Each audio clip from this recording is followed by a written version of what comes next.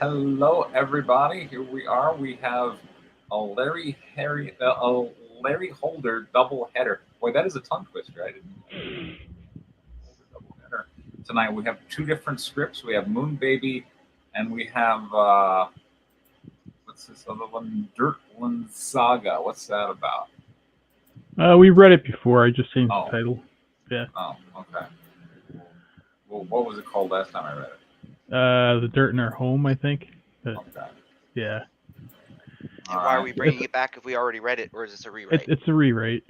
Ah. A By slight the way, rewrite. I'm pretty happy. Like this campaign is exceeding my expectations. So I just wanted to show everybody. I launched this today, already over $3,000 with like 60 backers roughly. So it's right at about $50 an average pledge for Spirit of the Dragon and Angel of Darkness 2, which have already been fulfilled, and part of that fulfillment was shipping some to me.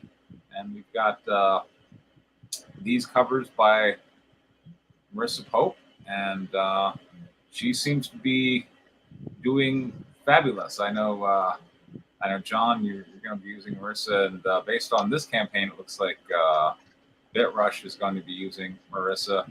So I'm happy to send all this and it sounds like Danny might even. Danny might. So. I mean, not necessarily for two covers, but well, certainly. she throws in the second as a gratuity. It's just such a common request. She's like, yeah, too. That's totally legit. Yeah. And then we have Ediano Silva, who did these two. See, that one I remember. Yes. Okay. So, and yeah, here we are, $3,000. I mean, like For right now, yeah. Go For ahead. a campaign with no digitals, that's not yours. I'd say that's pretty damn That good. launched today. Yeah, I just launched it today. Right. That's an interesting campaign length. Which one? Like it's 10 days, right?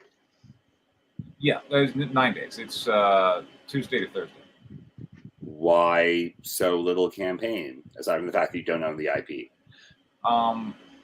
Look, as it is, I figure I'm going to sell out on or come close to selling out, right? I mean, I only have. That now, right? Why did you make the decision now? Generally, I try and size up like, okay, how much promotional juice do I have out of this? And like here, I'm like, okay, I'm gonna hit people with, hey, look at this, we just launched. Here's Marissa Pope, and then I'm gonna and then I figure, okay, and then I can do a follow up email for we're almost out of Marissa Pope, and then I can do oh gosh, we've got Ediano Silva. Look at this cool cover, and then I've got and the campaign's about to end, so I've got maybe 4 emails on this campaign, and that's pretty low spoon. Yeah, so I give myself like, how long would it take for me to send out 4 emails? 9 days. There you go. And it also, like, I found, like, gives people like incentive to, it's if I send people to a campaign that's going to end in a week or so, like they'll back it immediately as opposed to going, oh, well, I'll save this, and when it gets close, I'll come back and take a look at it. So. Okay, that scans. Yeah. Whereas, like for like Palace issue 3, I'd probably get my standard would be 3 weeks, and in the intermediate weeks, I'll be like, oh, and here's this other cover, here's this other cover, but here I've only got 2 covers. And 300 books. Yeah, and then a total of 300 books, and I'm trying to move them.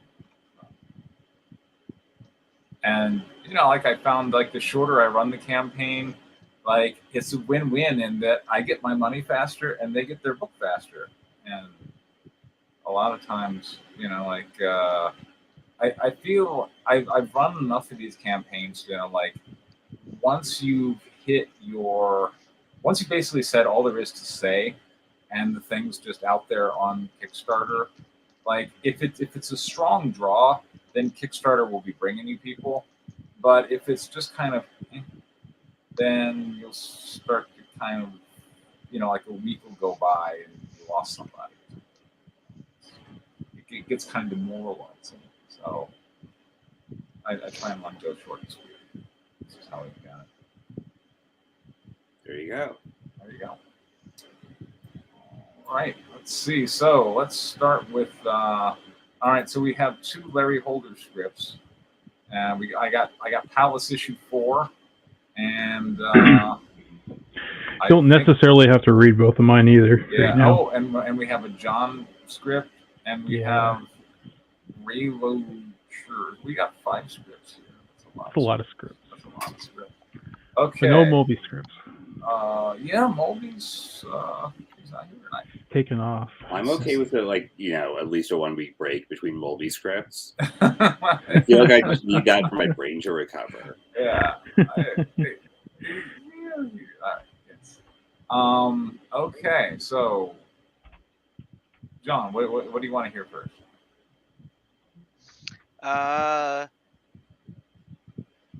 Well, I guess All right, Ray's Dan. not going to make it tonight.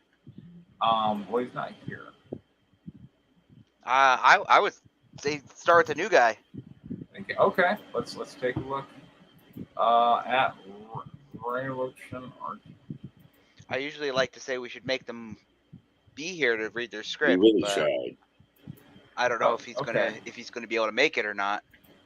All right. Well, so why don't we is start that with something like Palace or Yeah. I don't All know, right, Dan. Larry, pick one of your scripts. We can. which one? read. Which one do you want, Dan?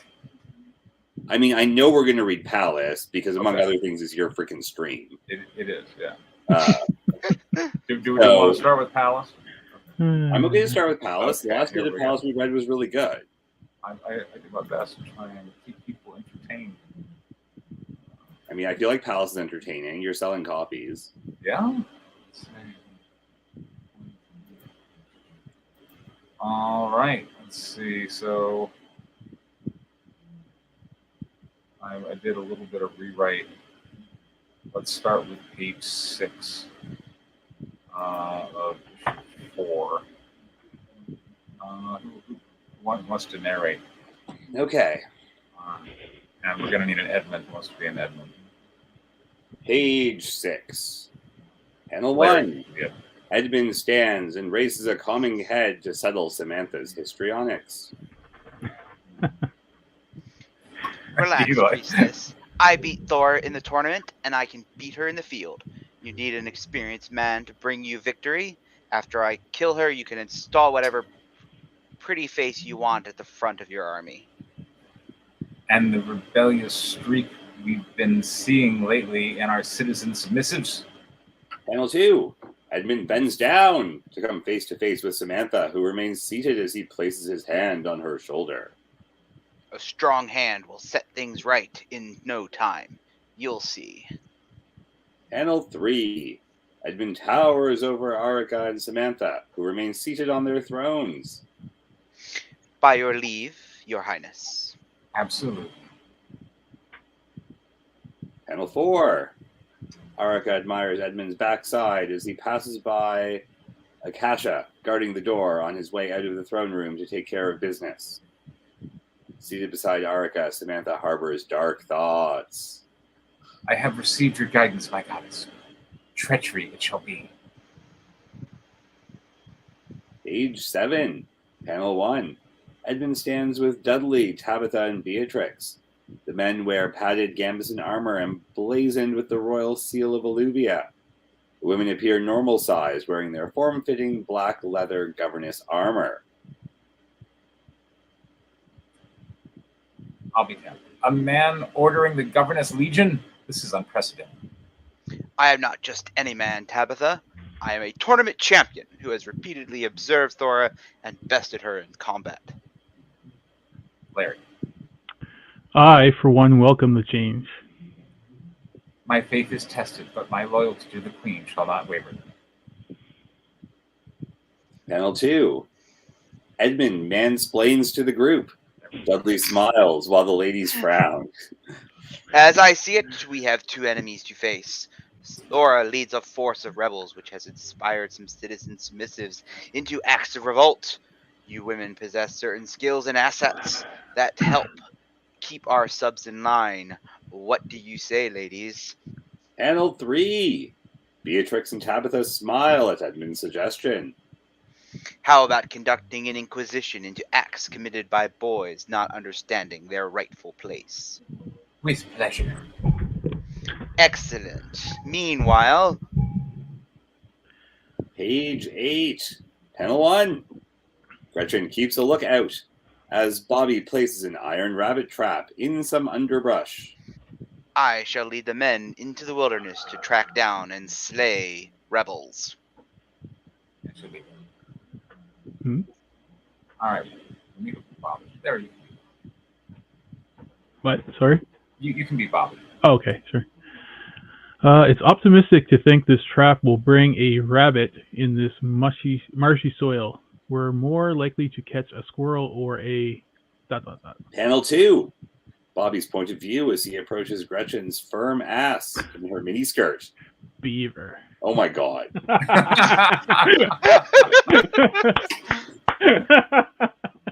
I feel like That you was deserve a excellent. point for that. Yeah. Panel 3. Gretchen scouts the forest as Bobby walks alongside, watching that body bounce.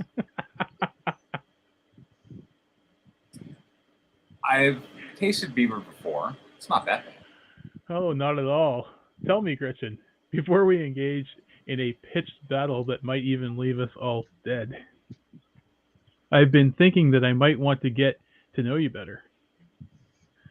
Panel 4. Gretchen turns to Bobby. They look into each other's eyes. You mean It's the first time we've been away from the group. It's secluded. Why not? Why not? Why not? What? Character Yeah. development? Is character development going to happen? Possible. This isn't a Mulvey script. Yeah. Page 9. Panel 1. Gretchen ponders while Bobby waits expectantly for an answer. I mean, I've never been with a man before. If we really want to rebel against the old way of things, here and now might be a good place to start. Panel 2. Bobby moves his face closer to an unsure Gretchen. Don't worry, I'll be gentle. Panel 3. Bobby kisses Gretchen as she relents to his advances. Panel 4.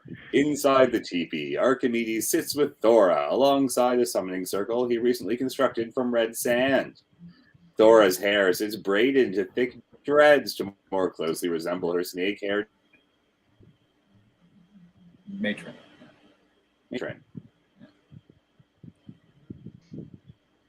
Sometimes force must be used to overcome weak minds and denial. Larry, watch me go. Sure. So much has changed since my last visit. My eyes have been opened to how corrupt and decadent Illuvia has become. You were right to shatter my reality. Least I still be part of it. Page 10. Panel 1. Archimedes and Thora look through the opening of the teepee to view Bobby and Gretchen walking back from the woods, looking a bit disheveled from their romp, holding hands. Much as it pains me to say, perhaps men and women are better off this way. Oreshkigal submitted to Nargal, but ultimately used him to conquer and rule hell. So women must fool men into believing themselves in charge. Panel 2. Having stepped through the entry to his teepee, Archimedes stretches in the sunlight as Thora, still in the entryway, follows. We may choose to pass the days until death however we wish, and I enjoy observing the hubris of those who attempt to change their own nature. Panel 3. Archimedes turns to Thora and gives the order to prepare for battle. Our time must come to a close. Our goddess has shown me riders approaching. Prepare your men for battle. At once, Archimedes. Page 11. Panel 1. All mounted on horseback and wearing the breastplate armor, Edmund leads his men through the Forsaken Wood. Dudley rides beside him. This place has always given me the creeps. You think it wise for us to visit the summoner? Either she's working with him, or he can tell us where she is. Either way, we find her. Panel 2. Sir Thomas, a late 30s knight with brown hair, points to a impenetrable, low-hanging fog that moves through the forest towards the men. Edmund, some sort of witchcraft be upon us. Panel 3. Edmund gallops his horse back along the column of his mounted followers. Let's get out of here. Follow me. Is it the spider people again? I forgot. That lasts a long time. I like the spider people. Yeah. Page 12. Panel 1. In the trees, Thora stands next to Archimedes, who invokes his magic to control the fog cloud that sits many yards ahead of them on the other side of the trail. That was a long sentence. The trap is set. Panel 2. Enlarged Thora raises her sword above her head as she commands her troops to battle. Behind her, the rebel footman, all using spears. I think there's subject-verb disagreement here. Yep. Rush the mounted Illuvian knights. Caught by surprise, Edmund instinctively pulls his horse away from the onslaught. Attack. Oh, Yeah. Oh, there's more than one rebel. That makes a lot more sense. Yes. Panel 3. Roloff, a Northman, runs at the mounted Edmund, who deflects the rebel's attack with his sword. ah. Clang. Clang. Page 13. Panel 1. Roloff backs away from mounted Edmund's sword swing, which narrowly misses. We have an R. R. Panel 2. Foreground, sword raised. Edmund cautiously maneuvers his horse around Roloff's brandished spear. Background, enlarged Thora runs a mounted knight through with her sword. We were caught by surprise.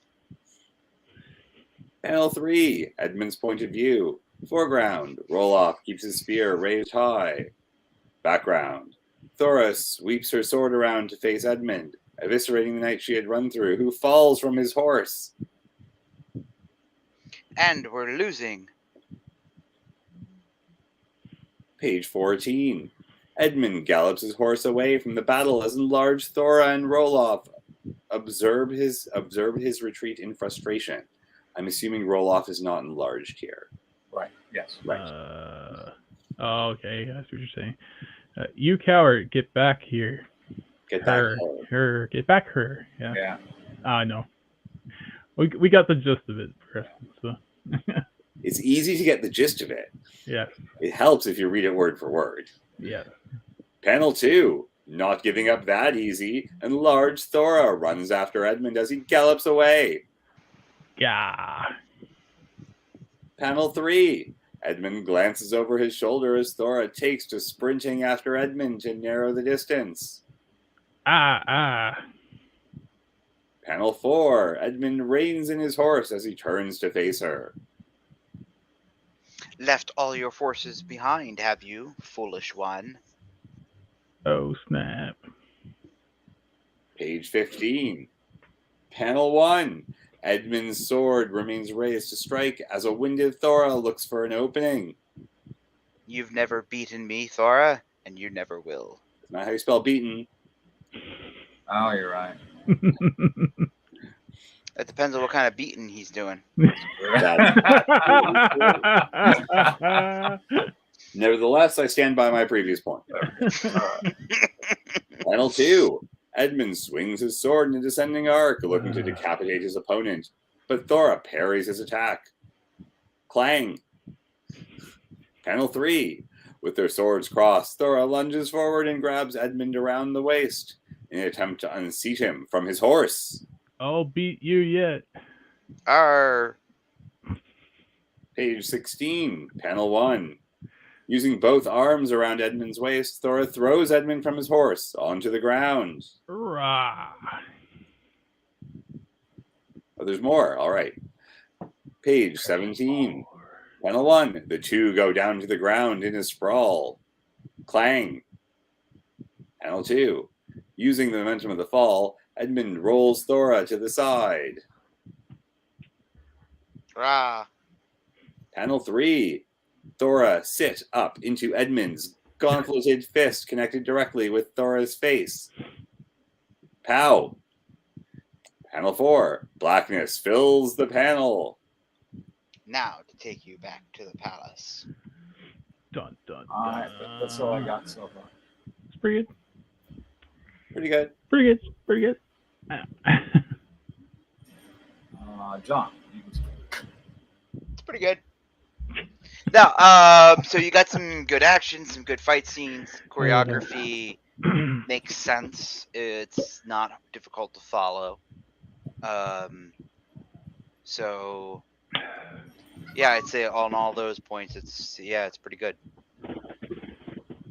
Larry. Oi. Yeah. Pretty much the same points as John. I don't really think there's much I can add to that. So. Some of the changes were quite interesting. Although I suspect you will be interrogated about them during crits. They were nevertheless interesting and good decisions, and the fight choreography was very clear. Yeah. All right, constructive. Whoever. Well, I wasn't super big on introducing I wasn't super big on introducing the dude that we've never known before in the middle of the fight. You did that on a few people. You gave people names, and I'm like, these people never showed up. There was a Sir Edmund, and then Sir Thomas, and then there was that other dude, Rayloff, or whatever his name is. And I'm not really sure what the point of all of a sudden introducing these new characters that we've never seen before. He could have called them Random Soldier Number 1. Yeah, I could or have called them Random Soldier 5. Yeah, but anyway. Well, you're giving them panel space. A module, so I kind of can accept that. Although if that was their intention, it wasn't clear. What was that? But I as a writer, instead of going, group 1, group 2, group 3, I'll go Larry, Moe, and Kerwin. Yeah. If the audience doesn't know, it works. Everybody's got a name in their credits, right? So yeah. That's fair. Yeah.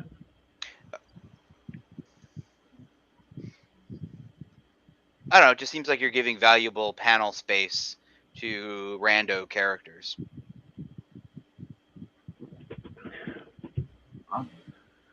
I don't know. That was just, as I said, that's what just jumped out at me. All right. Larry, did you have something you wanted to say? No. Danny, I was trying to think of something, but yeah. Okay. So a couple of things. I actually really like the Bobby Gretchen thing that you did. What is the narrative implication of that? Because I feel like that's something that should be made more explicit. Like, oh, they're a thing, and now they're going to care about each other, or like, oh, this is weird, and we're not sure what to do. Or like, ooh, we're in love, or like whatever. Like, this is going to have some narrative consequences real fucking fast because we're nearing our dramatic conclusion. We are. And you left that scene, I think, really quickly and switched perspectives right as they approached the tent. Mm-hmm. And I would rather have a sense that either this is either this is a one-off moment that's not going anywhere, or this is a thing that you should pay attention to. Like, pick one, make it super clear. Okay. Because this is largely happening in the art direction and not in the dialogue. So that's one note. But I really did like that. Okay. The other note, which I liked a little bit less, is that for some reason Edmund became the protagonist halfway through that fight scene. I don't like that. How do you mean he became the protagonist? I mean, we've got his thoughts narrating stuff. We never have anyone's thoughts narrating anything in this. And for a book that's supposed to show the work. If he says it out loud, is that not as bad? Well, I mean, so No. what I was going to say is for a project that's meant to show this like aggressively feudal hyper-feminist society, Right. what are you doing taking it from a male point of view? That's the assumed reader's point of view anyways. But I mean, doing that explicitly in the story really takes away from the point of what this project's trying to do. Okay. Like literally anybody else. When Samantha was like, oh God, what am I going to do? Fuck it, treachery. That was a hundo P on point. Okay. Right. So it's like, what's Gretchen going to do? Or like, how's Thor reacting to this? Or like, what are some of the other women who are fighting thinking about this? Like, let's try and start from that female perspective. Okay. Because I think one of the things this project does quite effectively is, you know, render the implicit explicit and draw attention to sexist language and certain kinds of sexism in this kind of genre fiction. So issue 4, like, or 5 or whatever, like leaving the female perspective seems like glib, for lack of a better word. And I feel like you can do better. Okay. And you've got characters right there with whom you can do better. That's Right? Like, show the perspective from the random foot soldier. Holy shit, Thor is awesome. She's kicking all kinds of ass.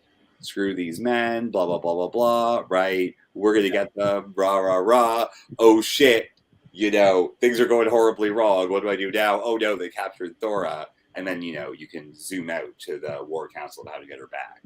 Okay. You know, like, even that I feel would be more aligned with the overall tone of the project. Okay, sure, we can do that. Unless John and Larry disagree, because we've all been here the same amount of time. Like, if we have other alternatives, I feel like this is a good time to workshop it. Because, like, the action doesn't really need to change very much for this. Heck, you could even use, like, you know, roll off or whatever, right? What's up with this weird society? What's going on? Right. You know, even that external perspective is still better than fucking Edmund, who's a terrible, terrible asshole to both of our protagonists the whole time. And it's cool that he sticks around, but I don't think we really want his point of view at this stage in the game. Okay. All right. All right, those are good notes.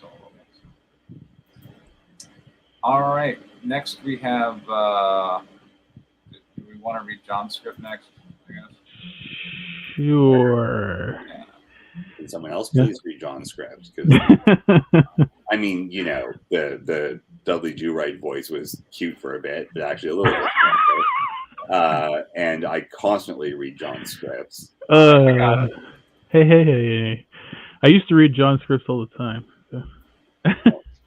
Now's a great time to get back on the saddle, man. No. He made me read Demonatrix. That was the end of it.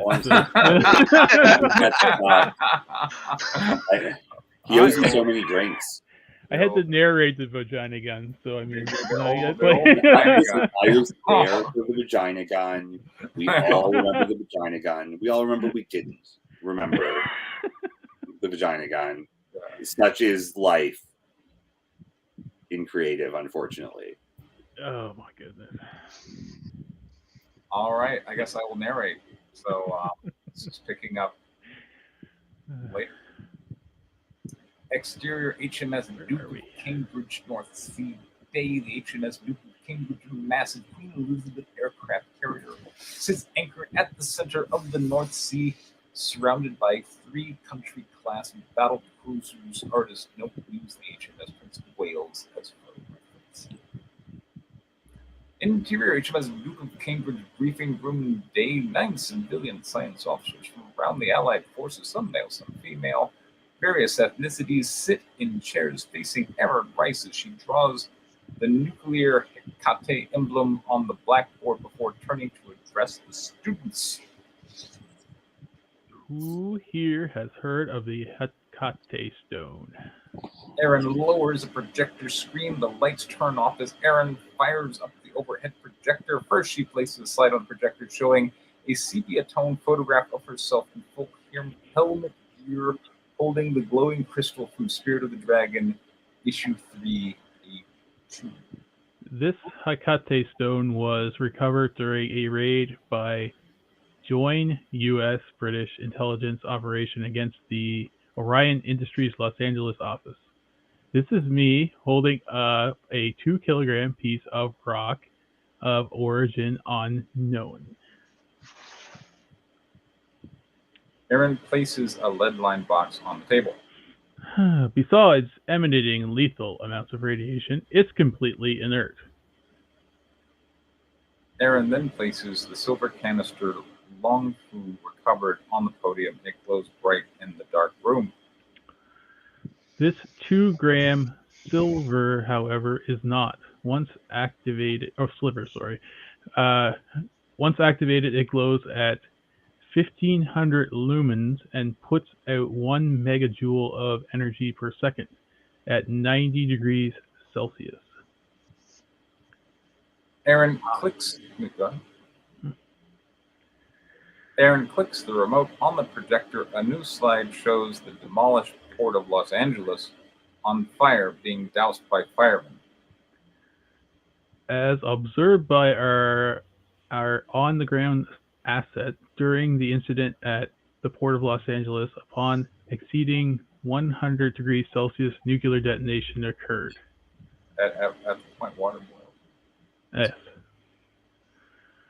Aaron turns to the side and nods. The No. lights. And nodes. Oh, nodes, you're right. The lights come back on, and Aaron shuts off the projector. One of the officers raises their hand. How did the asset survive? Slurp. All eyes fall to Long Fu as she sits by herself next to the window, and the light switch sucking the last drop of milkshake through the straw. She looks up, sensing their glances. Excuse Danny. me. Did you care to chime in on Mr. Penrose's question? Long Fu looks at the student sheepishly. That's classified. Long Fu then processed to start licking the milkshake glass like she's trying to make out with it. Agent Longfu, the commissary is open. I'm sure they will give you anything you want if you ask. Really?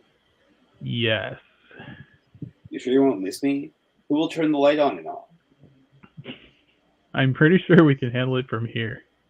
Long Fu is relieved. Thank God. Bye! Long Fu darts out of the briefing room. Aaron takes a deep breath.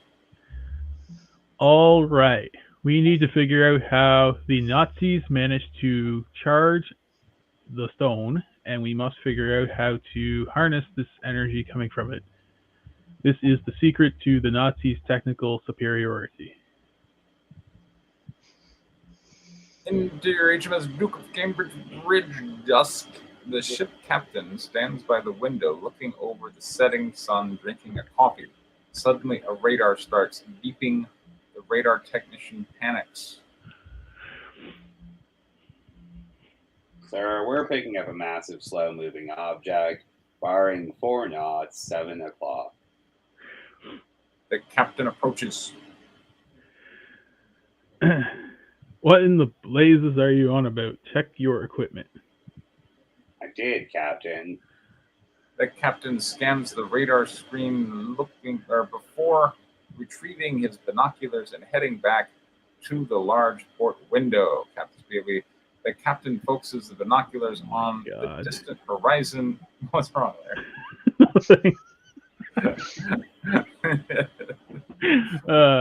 Focuses the binoculars on the distant horizon as a massive zombie shark fin comes into view. Oh, here comes the moon baby. All right. Exterior North Sea zombie megalodon dusk. As the massive shark crowns above the surf, we see a 2 meter by 2 meter wicker basket strapped across its body. Standing strapped To the four sides are two African necromancers, Zola and Jezidru, wearing rebreathers over their face. Wow. bet you didn't expect that. Okay. Interior HMS Duke of Cambridge Bridge Night. The radar blip shows a collision course with the ship. They're heading right for us. The captain flips a switch, sending an alarm blaring through the ship. Man your battle stations. Exterior zombie megalodon night. Zola's hair flutters in the wind, burning like a black fire. Her eyes glow white, her hands outstretched, her fingers dance as she magically controls the shark's movement. One of the country-class cruisers moves forward to intercept. It fires massive 50 caliber machine guns towards them. Jezidru's hair ignites like white fire as she raises her hand. No hovo.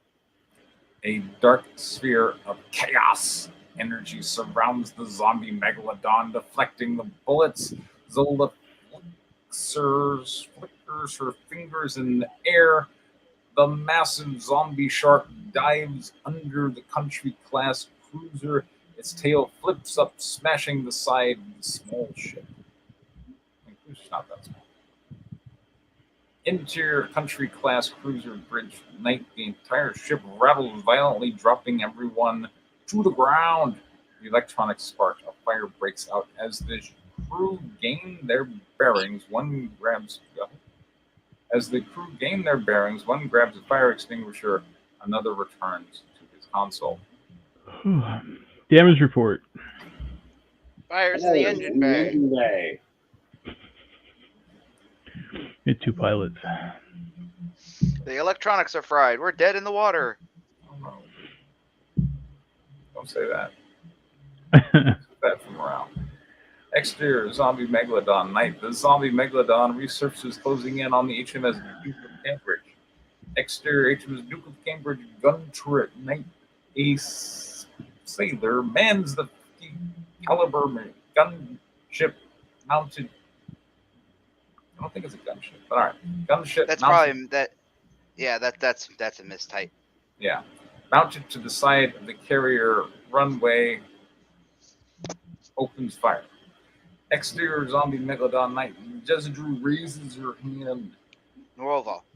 Once again, the zombie megalodon is shielded by magical force fields of chaos energy. Both Zola and Jezidru remove their rebreathers and unstrap themselves from the wicker basket. They leap out of the back, running down the massive sharks towards its tail. Zola flickers her fingers. The zombie meg dives. Zola and Jezidru leap into the air as the zombie meg tail flings them into the air. Cassandra. Exterior HMS Duke of Cambridge gun turret. A wave of reddish chaos magic hits the gun turret, breaking it to pieces and sending the gunner sliding across the deck in the debris. Exterior HMS Duke of Cambridge runway. When you're just dancing around the same location, you just go runway deck. Zola and Jezidru land on the deck in a roll back to their feet, coming face to face with Aaron, aiming a pistol at them, and Longfu standing beside her. Zola and Jezidru step forward. Stand down, Lieutenant, before I put you down. Aaron cocks her head, recognizing her voice. Oh, Nikki? I said. Jezidru shows open hands. Her hair ignites into white fire, chaos magic orbs appear. Is she the one? Yeah. Nikki, you told me you were done with this. You said you weren't taking sides. I'm on my own side. Somebody deal with them. Somebody was you. Yeah. Shame. There you go. Zola Sure. darts off towards the edge of the ship, leaping off. Katonga. The zombie meg surfaces, catching Zola in its mouth, and dives back under the water. Like, is she dead? Aaron continues pleading with Sure. Jessica. Nikki, please don't make me do this. You've seen what I can do. I have grown in magic in ways you cannot understand. You cannot stop the daughters of Endor. Endor. Forest Moon?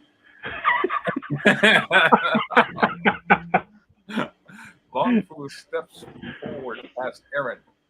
Okay, enough monologuing. That's my job. Longfu draws her daggers. Crimes against nature, the English people, and the Allied forces. I'm taking you in.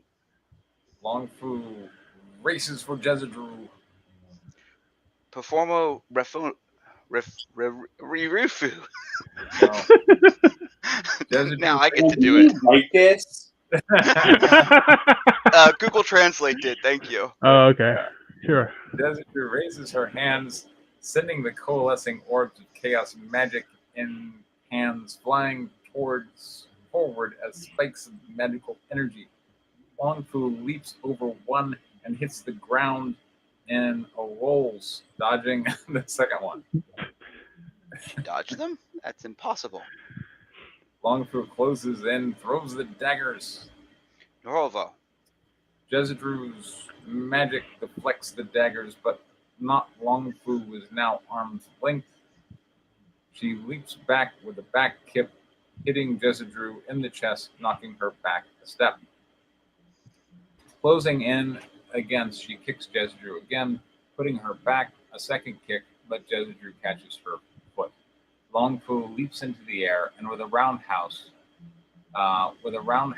her with her other foot to base. Enough. Roku. Shadowy tendrils extend from Jezidru's hand, wrapped around Longfu. You have a strength I've not seen from a human opponent before. Longfu struggles against the tendrils. I must sample your life force. I must know the source of your power. Don't struggle, else I'll take more than I need. Were you with this character as a good guy before? Yes. In the series where she's the main character? Yes.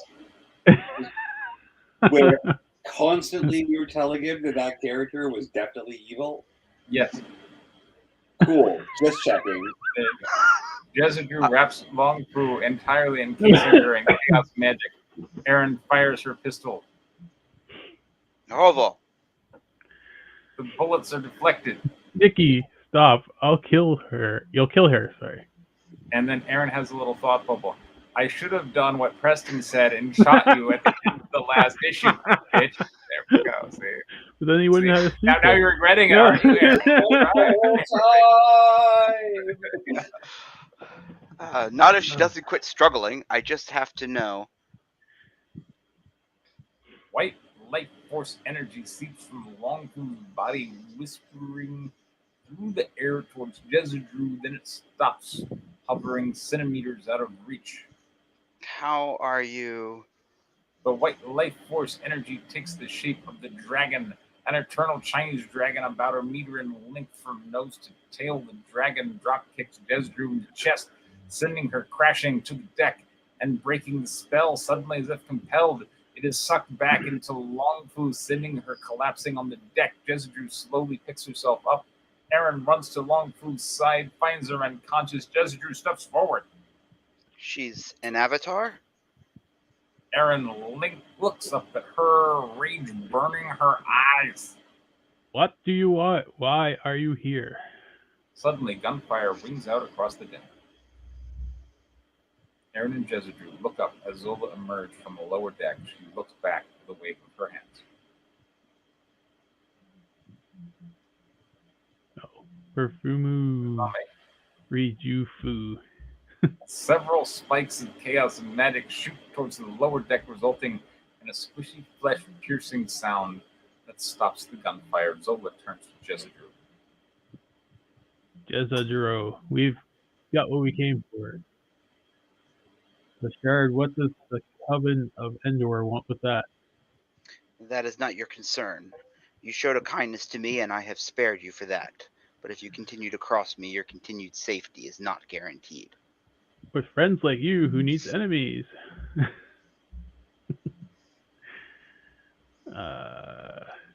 Jezidru, something. Yeah. Goodbye, Lieutenant. Jezidru bolts across the deck, and together with Zola, they leap off the side where the zombie Meg waits for them.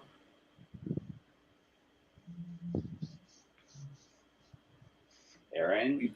Yeah. Aaron looks down at as Longfu lays still her head in Aaron's lap. Welcome back. Did we win? Not yet. So, all right. Well, we had action. We had zombie sharks. I think we had Jezidru acting more in character. We had Aaron expressing regret. Oh, damn your inevitable betrayal. So that was cool. We had nuclear bombs that detonated at the water temperature, at the temperature that water boils. So that was cool. We blew up Los Angeles. Yeah, should happen. It was good. We definitely had those things, and also so much exposition. Yeah. Yeah, man. But you flex the heck out of that muscle. well, at least the PowerPoint presentation didn't start in the middle of the page. I could say that. So that's good. That's all you got. No, I'm just kidding. There's really good action sequences in it. There's some good weird things happening, like the zombie shark and stuff like that. So, it could be a very visually interesting book once it's drawn. So that's a good thing. Oh, you went there. Okay. All right. In terms of constructives, the only thing I got, like when that person goes overboard into the shark's mouth, if the shark was eating them, you just said like shark takes them or whatever. Like it needs to be more violent, like crunchy death kind of thing. The shark didn't eat them. Oh, okay, never mind. All right. See, that was I was unclear on what was happening on that one. The shark basically caught her and then dove underwater. Okay. I mean, she's mind controlling the shark. Okay. Fair enough. So I mean, it's not going to eat her unless she instructs it to. And okay. I'm sorry. I thought. Okay, so I need to make it more obvious that she's mind controlling the shark in that scene. No. I understood that part. I thought the person was jumping overboard. I didn't know they were like allied. Maybe. All right. Maybe I lost track. Okay. Fine. That's just totally good. Okay. That was me. Right. Well, I know Larry accused you of being visually interesting in this revision. I'm not sure if you remember the last revision. That was visually interesting, and also in medias res, and also didn't have pages and pages and pages of exposition, and was just not like this felt kind of boring. Like a zombie shark, like didn't make up for like here's a character doing something cool for like welcome to my new story. Screw you all pacing. I much preferred that version. What version? Like when what's her name? Like Longfu's like swinging on shit all over the place. Well, it's not the first part of the book. This is that's the first middle. half of the issue. Yeah, that's the first half of the issue. This is the second half.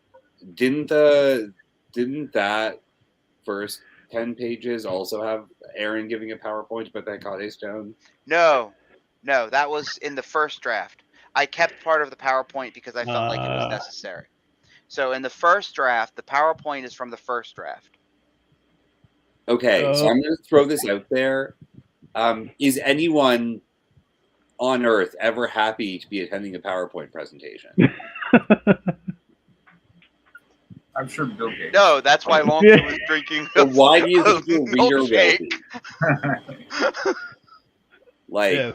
coming to the end of it, I mean, you already if you've got the last version, you've already established what the Hecate Stone does. You don't need to like go into detail about how it goes nuclear at the boiling point of water, using units that are totally anachronistic for both cultures you're referring to at the time.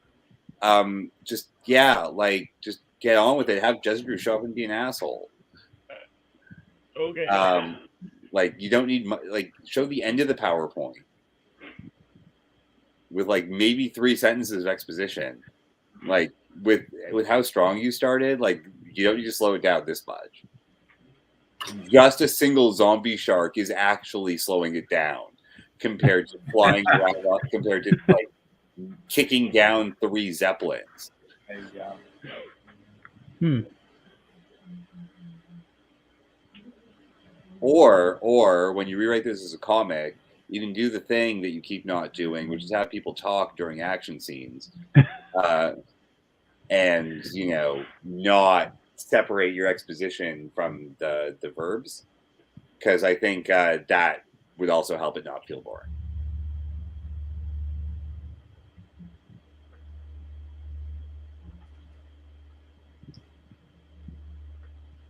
All right. Anybody else got anything?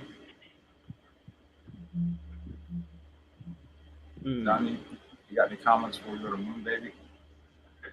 I'm not entirely sure what Danny is trying to say, but You want to talk it out? So, okay, you do this thing when you're writing, which is very filmic, and it's fine, of just sort of saying, here's the action that happens.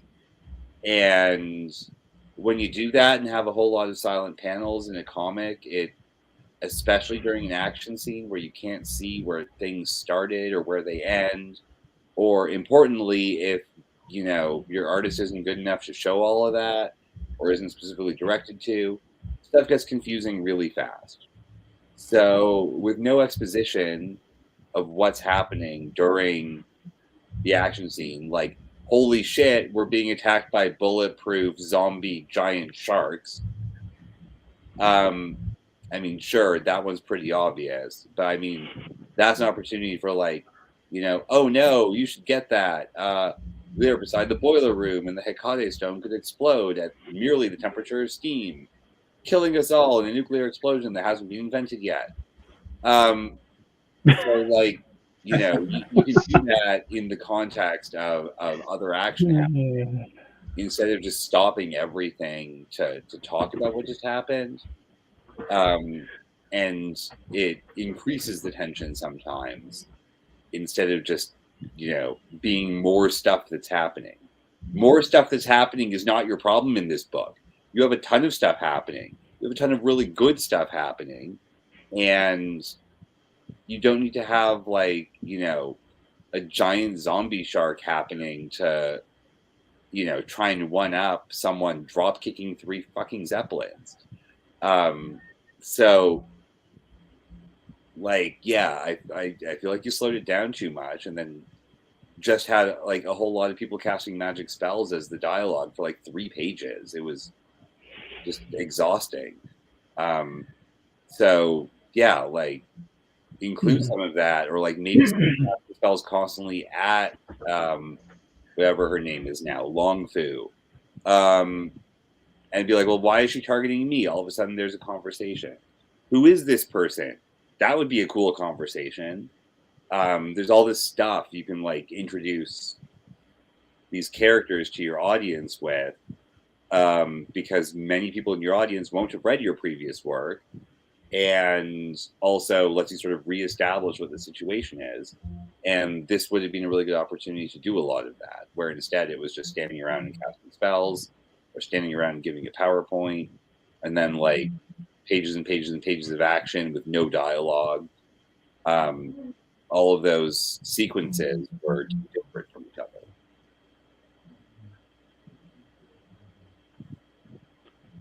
Was that helpful at all? Sure. I think so. All right. Moon Baby. I'm excited.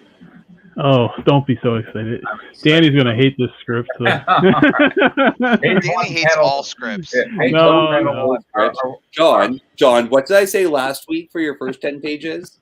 They were fucking amazing. Yeah, he liked us.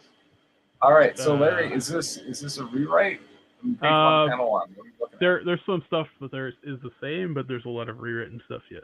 All I'm right. seeing dialogue. I'm so excited. Okay. Pick your narrator. Let's go for Danny for narration. Sure thing. Yeah. Moon Baby. Number 1 by Larry Holder. Page 1. Panel 1. Wide shot. Deep space. In the foreground, an Earth scientific probe approaches Jupiter in the distant background. Jupiter's largest moon, Ganymede, looms in the middle between the two objects. We reached out Okay. to the distant heavens, never really expecting to find anything beyond a microorganism. Panel 2, close up. The probe begins to fire its retro rockets to slow itself into orbit of Ganymede. The sun, the distant background, bounces off its solar panels and shielded metallic hull. That sounds After all, like complex life needed light to develop, and the further from the sun, the less likely we would expect to find it. Panel 3. Wide shot. The probe, now in orbit of Ganymede, begins to deploy a conical-shaped lander module from a bay door on its underside. Juice. Jupiter Icy Moons Explorer. However that means juice. That's what it actually is. So. Geological probe. Blah, blah, blah, blah, blah, blah, blah. Blah, blah, blah. And under supervision of the Euro-Asian Alliance, 2000 something. See, you're not going to run into those problems like Event Horizon or Back to the Future, Yep. where we actually get to the date. You're like, screw it, it's 2XXX. Do That's it right. tomorrow. Nah. Be specific. Yeah, we never conceived a creature born from the darkness.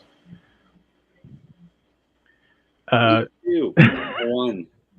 Wide shot. View of the dark side of the moon. The Earth peeks over the horizon on the left as the sun flares around it. On the surface of the moon, a large base can be seen lit up in the darkness. Visibly large communication arrays can be seen in the middle of the base, lit by running lights around them. Surely they are not just visible. In fact, they do something, and this could be rewritten in a way that sets the scene better. On the left side of the array, there are 20 groups of interconnected living pods arranged in 5-point clusters, equaling out to 200 people.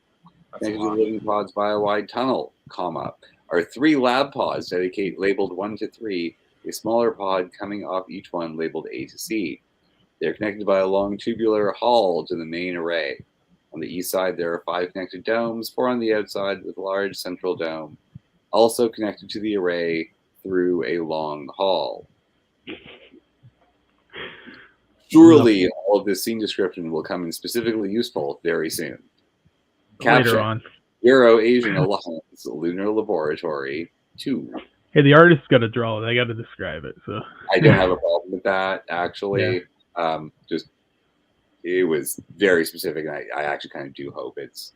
Yeah. I mean, I know what this project is, so obviously it's not going to be like Alien, but it could be like Alien. Well, it's a little bit like Alien. Yeah. I would like it to be like Alien with the geography. That would be nice. I like Alien. Panel 2. What? That was panel 1. There's more than one panel on this? Yeah. Just a little... You're a poor artist.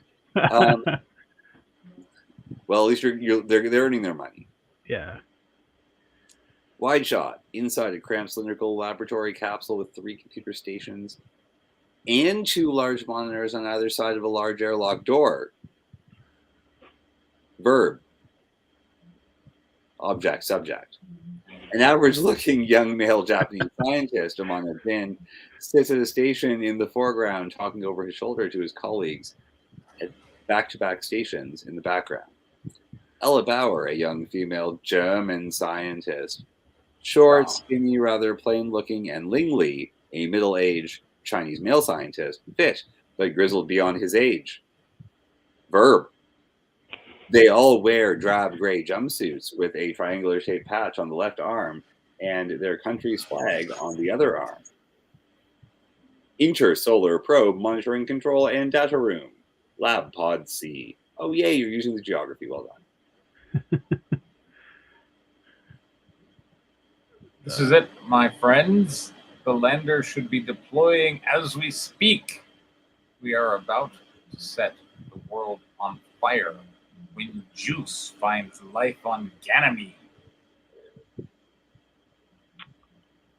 John, you can read his lines.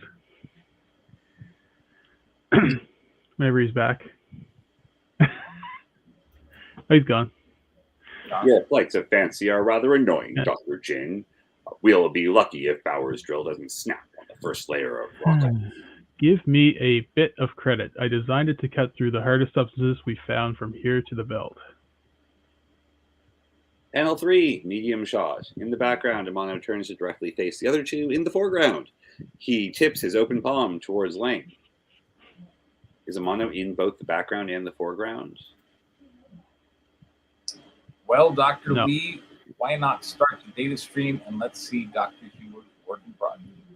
I already started the uplink 20 minutes ago. I've been working, not daydreaming about alien bacteria. Dr. Lee, you could try to be more excited. We are on a new frontier after all. It's extremely important work. Panel 4, close up. Lang adjusts his thick glasses. His eyes unmoving from his screen as his face expresses annoyance. Oh yes, so important our government stuck me in with 2 green thumbs in the smallest, least equipped lab in the station. I feel deeply important. That is a lot of work on this page. Anyways, panel 3. Sorry, page 3, panel 1.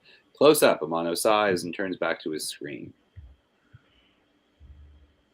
Dr. Lee, your lack of enthusiasm for discovery never ceases to amaze me. You know mining operations take a backseat to research like this and get the biggest teams and labs. In fact, you used to be the top mining guy until your incident on Ceres. So buck up. It's not bad. You could have been stuck in worse places. Panel 2, close up on Lang. He adjusts his glasses again, never looking away from his screen. My history has no bearing on my reason for being assigned to this mission. I knew this job would have the potential to find good material to harvest.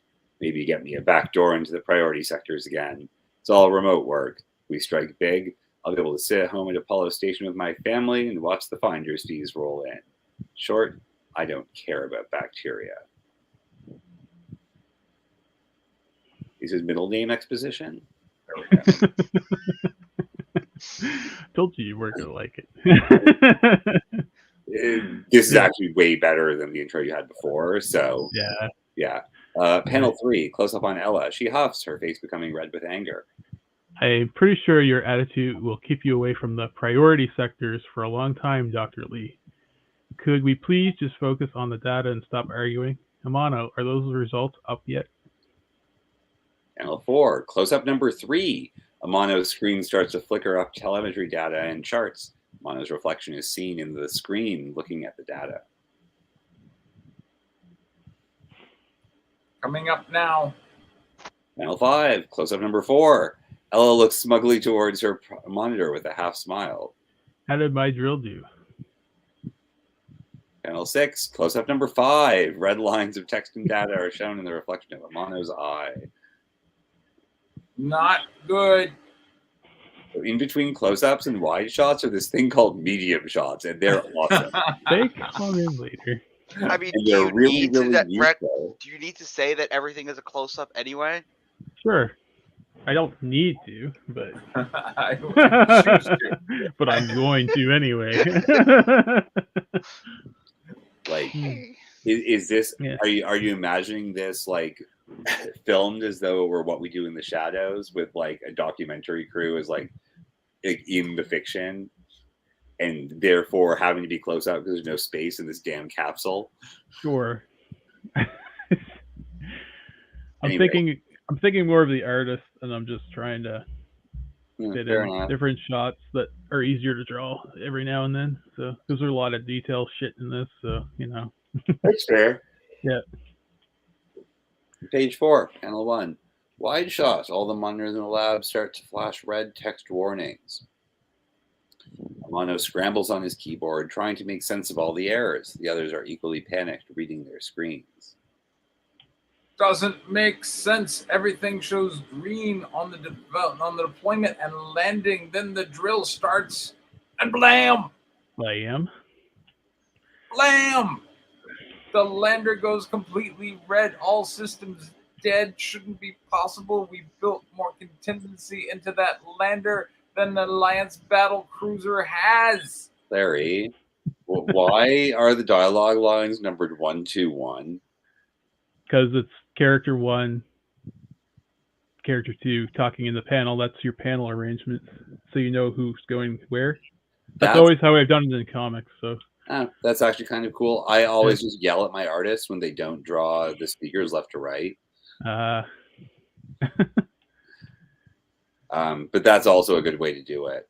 Yeah. The reason I was asking is some people write their comic scripts with line, like they number the balloons this way. Okay. No. So I was confused because that's what I've seen around the internet as mediocre but competent advice before. Anyways, panel 2, cool. Medium shot. No, it's a medium shot. All right, I take it back. Larry knows what that is. There we go. I do. Ono looks over his shoulder as Link jumps to his feet, screaming, white as a ghost. What? What is this? What's wrong? The images from the probe. Bring them up on the large screen. Panel 3. It's a fucking close-up again. Amano's fingers type at his keyboard. You don't need that panel. You can just they can just bring it up. Panel 4. Medium shot. Point of view. Look at 3 scientists. They all stare up in shock at the image on the monitor. What is it?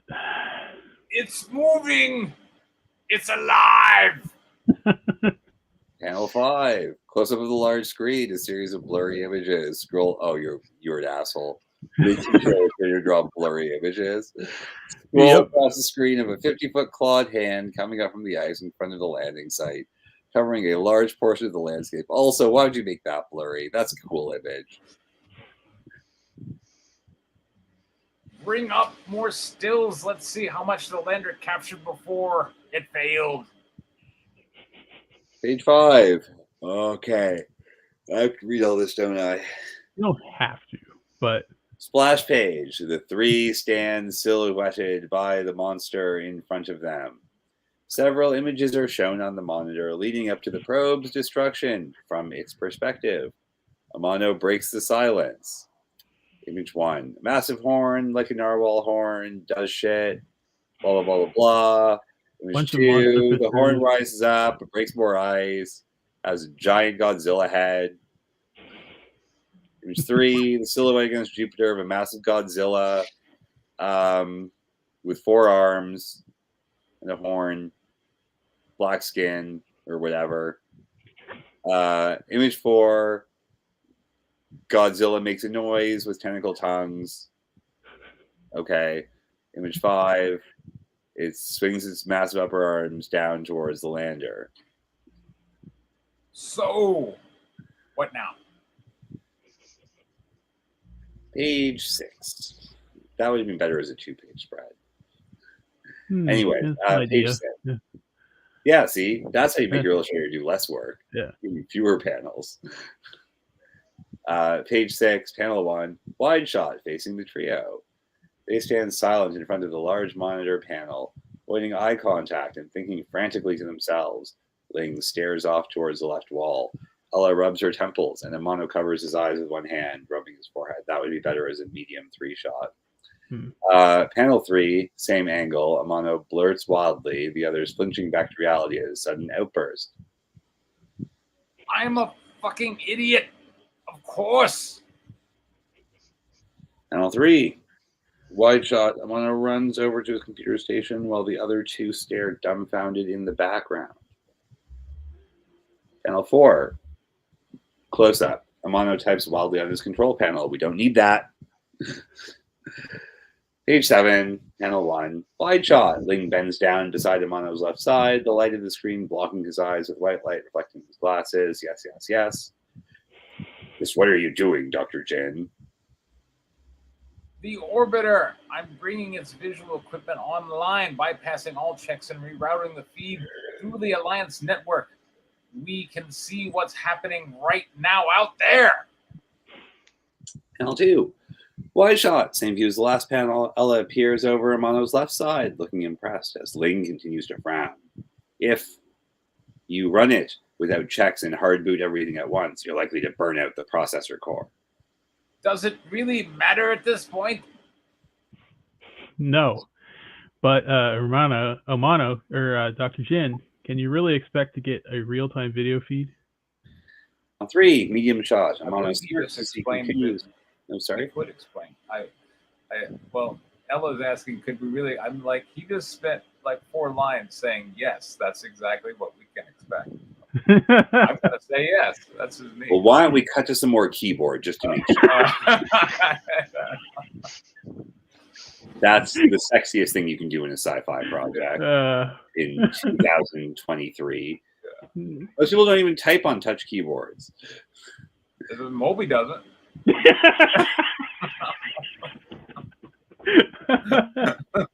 I thought he just dictated to a Google He Translate. He does, Yeah. And then translated it back into English. There you go. English, yeah. Panel 3, medium shot. Amano smirks as he continues to key commands. Of course he does. I was joking about the keyboard. Fuck. There we go. He talks Ella over his right shoulder. He can just turn and talk. Why can't you just turn and talk? Jesus. Ella tries to follow his code, but looks out of her league on the subject. Well, I'm relaying the signal through the belt mining comms, boosting it through the Martian satellite network, and patching it into the comm array on the station. We should only experience. I think you're going to experience way longer than that one, honestly. Not anymore. Just say, like, I'm relaying it through the Martian satellite network. It'll be fine. And then you don't need 4 more lines of dialogue. All right. I've been watching some videos on the Martian Explorer and whatnot, and like, when like the first one didn't really have much AI, so like the people on ground here on Earth had to get the video feed and go, okay, let's have the rover move like a yard to the left, and they'd send that signal, and it would take like half an hour for that signal to go to Mars, the thing to do it, and for that signal to come back, just move it like immediately. That's why this is so impressive, which is the next slide. Okay. This is really impressive. I've never seen code this complex. Okay. There you go.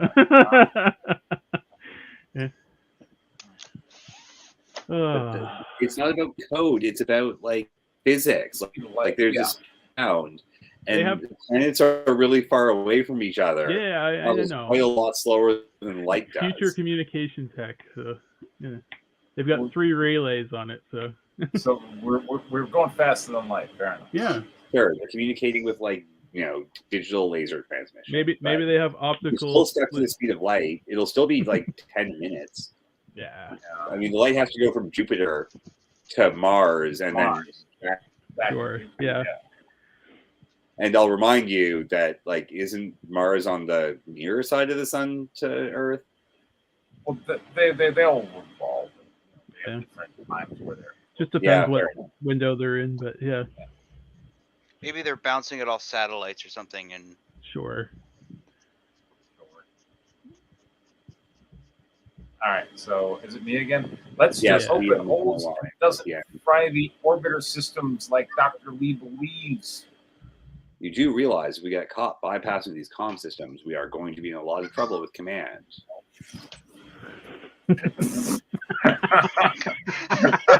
Very well timed. Yeah. Nothing ventured, nothing gained, Doctor. Page 8. Oh, Panel goodness. 1. Close up. Amano's hand hovers, shaking nervously over the enter key on his fucking keyboard. All set. Here we go. Amano taps the enter key on his keyboard. That's drama. Let's go. The script needs more keyboard. You know what story had really dramatic typing? The Andromeda Strain. Yeah. Yeah, that was really good. When was that made? Like 1972? Yep. Yeah. Yeah. Anyways, panel 3, wide shot. Amano, Ella, and Ling stare towards the reader. The reader. Oh, yes. Sorry. Holding their breath and looking nervous. Panel 4, wide shot. Amano, Ella, and Ling look towards the screen, their backs to the viewer. Code starts to scroll down the left side of the screen inside a black window next to an empty black window on the right. Once the script stops running, the feed should come up in the empty window and then breaking forward. That was a waste of time. Okay.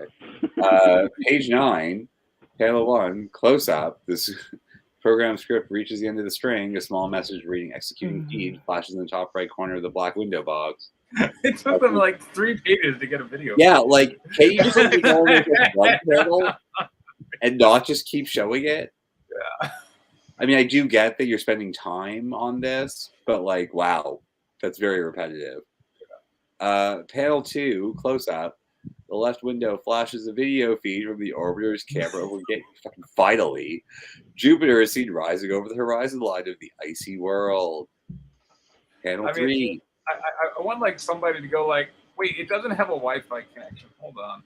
And then, Oh no, I forgot the Wi-Fi password. It's more dramatic than this. Does anyone know how to like SSH into this machine? exactly. Is that a bash command or a sudo? Damn it. Does anyone have a Unix manual? Like, anyways. Panel 3, wide shot. Ella hugs Amano over the chair, cheering directly into his ear. Amano awkwardly tilts away from her, startled by the action and loud noise. Ling grins and adjusts his glasses, looking impressed by Amano's work, but saying nothing. Nothing. Holy shit, it worked. Easy there. You're trying to deafen me. You and your loud voices. Panel 4, wide shot, same view as the last panel. Amano starts typing again, blushing and squashing a little as Ella quickly leans backwards off of him, blushing with embarrassment. Ling turns and starts to walk back towards his station. So sorry, Dr. Jin. I just got caught in the heat of the moment. That's fine. I'm completely understand, Doctor. Well, now let's get the orbiter into position and take a look at our monster. Will someone get this bitch off my keyboard? I'll monitor the orbiter systems from my station. I thought you didn't care about this stuff. I wonder how much tech support it's going to take for him to get that monitor working.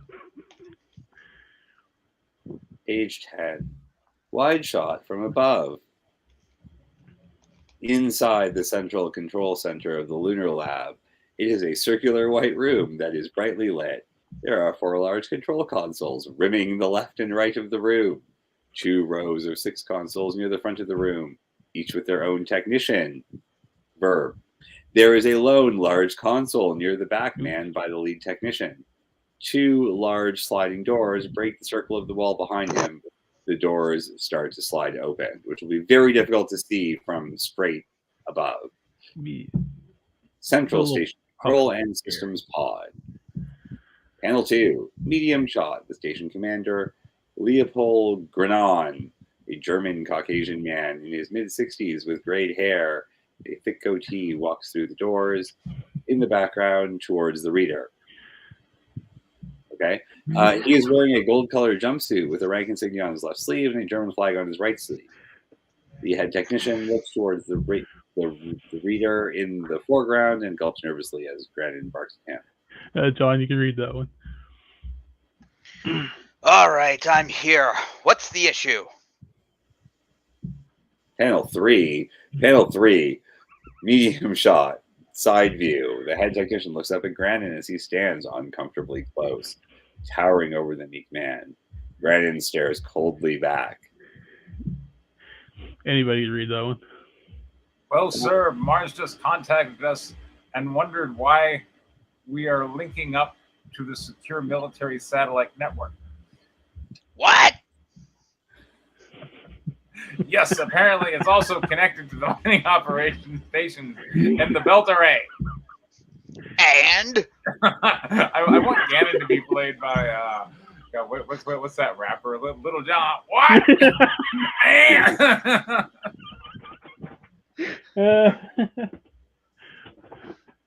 Who's head technician? I guess you, John. Yeah. Or anyone. Oh, well, it's Yeah. moving some heavy data packs and sort of plugging up all the com traffic inside the system, including classified lines I don't even have access to. Classified, you say? Yes, sir.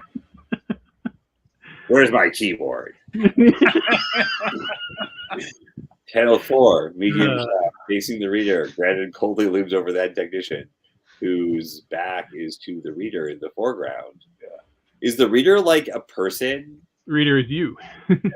Okay. You could put viewer, reader. Why whatever. are you asking your illustrator to draw the reader's back? So I feel like that will be difficult. No, No, it's the Facing back of the the per- technician. But why yeah. why we want to see the back of the technician? I we don't know. Find the source, shut it down, and arrest those responsible. Have them brought to me in the CPLC. Yes, Commander.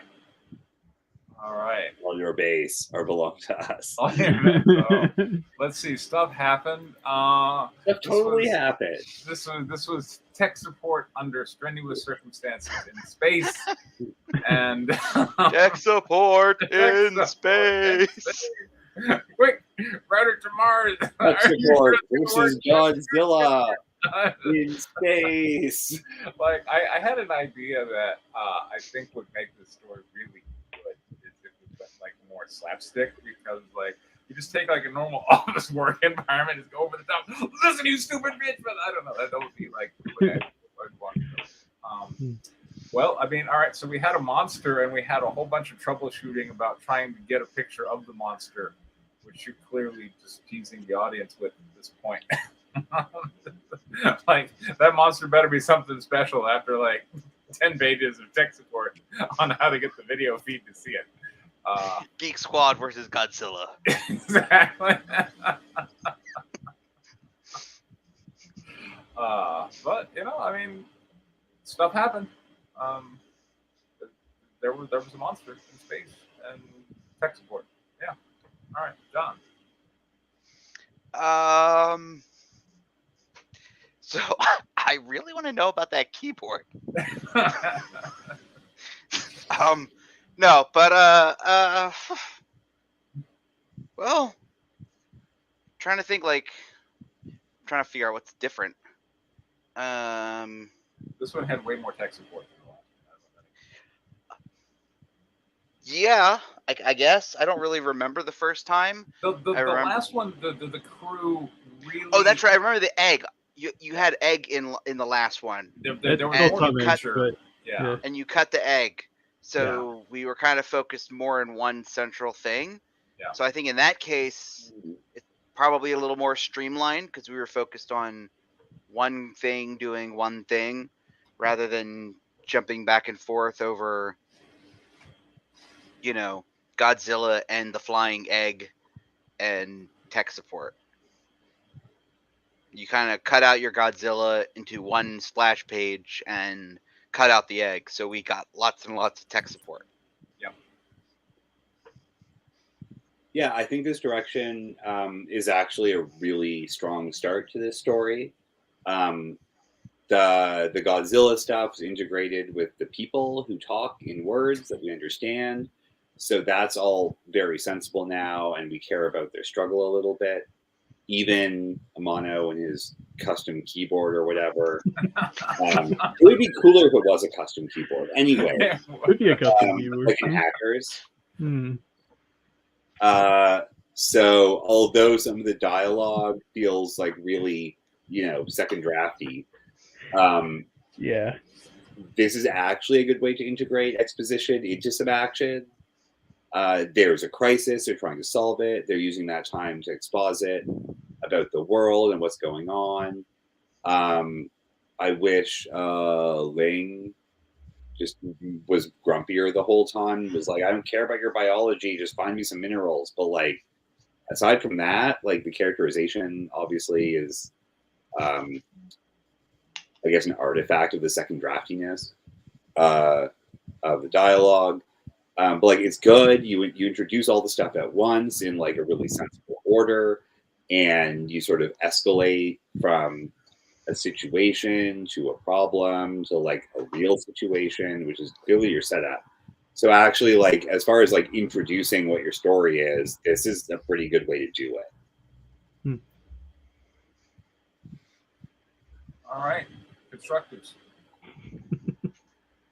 There are many redundancies. Please stop. Yeah, there is some of that. I'll cut some of the panels out. Yeah. I mean, I do wonder what the story. I do wonder what's the point of all the tech support. I do wonder why we don't just go, where's the video feed, and why we don't go to whoever our protagonist is, wherever he's supposed to be, on the moon, on Earth, on a spaceship, somewhere out in space, getting a signal. Oh my goodness, here's the monster. Has summoned Ninja Team Gotcha Man, and like, boom, they're like dispatched, and off we're going, and now we're talking about what we're going to do. Instead, it is going out to everybody now, so maybe it will. That's how Gotcha Man shows up. There you go. But like we're spending a lot of time in tech support land, and like I said, that like I became enchanted with tech support land. I wanted like it to become like a comedy about tech support under stress, and just have people like over the top screaming at each other, like because like workplace environments, have become very kind of like repressive with like things you can't do or can't say or whatever. And like I realized I just want to see someone just acting inappropriately at work, just in the middle of it, right? Like, what happened to the signal? Some idiot turned on the fucking fax machine. Exactly. Are you watching porn again, asshole? Like that would be fucking funny. fax machine. Yeah, and just go on about like some like useless piece of tech or like whatever. Right. Like you can use this to do more world building as well, whether or not it's comedic. It's 20xxxx. Why do we still have a fax machine? It's in space. Conservation of data. Yeah. Nah, it's not going to be comedic, but that's funny nonetheless. Right. Yeah. Well, if you got to laugh, I say go for it. Yeah. Anyway, all right. Well, if you're not going for comedy, I don't understand the point of all the tech support. I feel like we could cut it and we could get more monster. I probably could, but it was just bigger panels with bigger screens. You can show more of the text you want to show in the background. My criticism from last script was that there wasn't enough time with the main characters, so I was just trying to put more reason to have them together. But you're not doing anything with them. I think you solved it admirably, and now just need to make the dialogue not crap. Yeah. Well, who are the main characters? Are the main characters the people at the site? Yeah. Okay. Well, what exactly are they supposed to do in the face of alien life? Exactly what they're doing. Okay, so like hopping on the keyboards and sitting off. I mean, like, well, okay. I mean, like, look, you could compress this. You could have like people at the site be like, "Oh my God, that thing's huge! Send the video feed."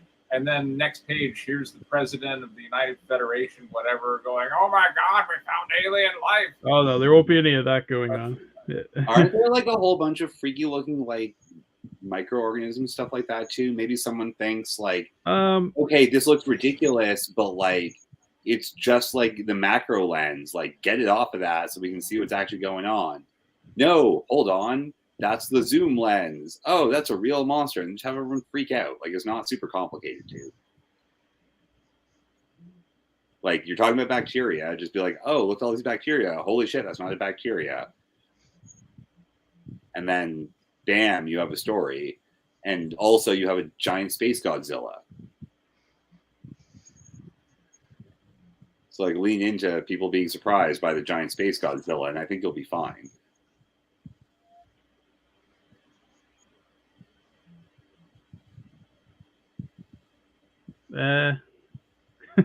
It's your story about a giant space Godzilla. I know, but like I do have a direction I'm going in, and Okay. it just seems counter to it. That's all. All right. Well, Okay. Yeah. all right, Well, Larry, it's why like don't you tell us what the direction you're going into involves? Because right now it's a lot of tech supporting space. Right. Well, the first issue's just set up, but Okay. yeah. I'm never a fan of that for issue 1. I know, but that's the way I write. So you have a Godzilla script without a Godzilla. Just Yeah. like the Godzilla Yeah. movie that came out that had no Godzilla in it and got roasted by critics and fans and everybody. are you talking about 2014 Godzilla? It had lots of Godzilla in the end. I think you saw like Matthew Gordon. Yeah. Or are you talking about the 98 one? 98 was the Broderick one. Yeah. No, there was the Godzilla movie where Godzilla is like talked about and then doesn't show up until the climax, like the last Yeah. 20 minutes of the movie. That was awesome. That was a good movie. And that was both the 2000 and whatever and the 2014 one. A little The bit. 2014 one just talk about King Kong for a whole lot. No, that was the second movie. Oh, God, that was annoying. Well, anyway, Larry, you don't have to picture yourself as a writer stuck in the box of this is how I write. You could write different. No. It's not that. It's just Whoa, Vito. All right. yeah. Does Vito have a note, or is Vito just here to go? Woo. You know what, Vito? I was packing today. I ended up watching a bunch of your videos. Yeah. You know what? I'm rejoicing in the decline of Funko Pops. Is that finally happening? Yeah, Certain to.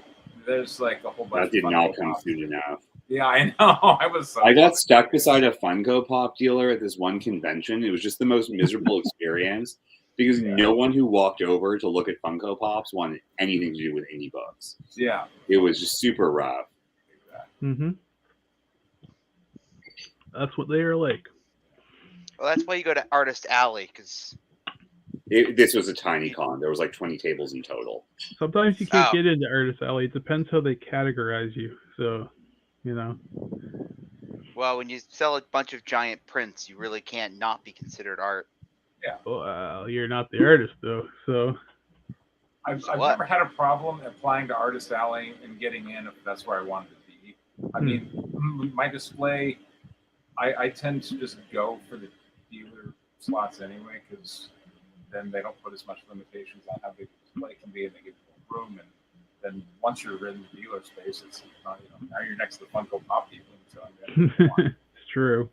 But Last con I was at, a third of the con was Funko Pop. So So you did either really, really well or really, really badly.